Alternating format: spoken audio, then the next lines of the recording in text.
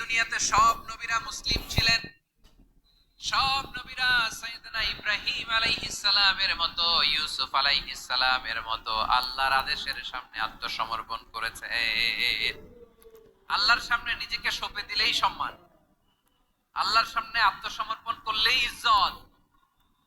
ইসলামকে রেখে দিয়ে অন্য কোথাও ইজ্জত খুঁজলে আমাদেরকে বেইজ্জতি করে ছাড়বেন কে? এজন্য ওমরে ফারুক রাদিয়াল্লাহু তাআলা আনহু বলতেন, নাহনু কওমুন আ'আজ্জানাল্লাহু বিল ইসলাম ফাইন ইবতাগাইনাল ইজ্জাতা বিগাইরিহি আদাল্লানাল্লাহ। আমরা এমন জাতি, যে জাতিকে আল্লাহ তাআলা ইসলামের মাধ্যমে সম্মানিত করেছেন। ইসলাম ছাড়া অন্য কোথাও যদি আমরা সম্মান খুঁজি, আমাদেরকে বেইজ্জত করবেন কে?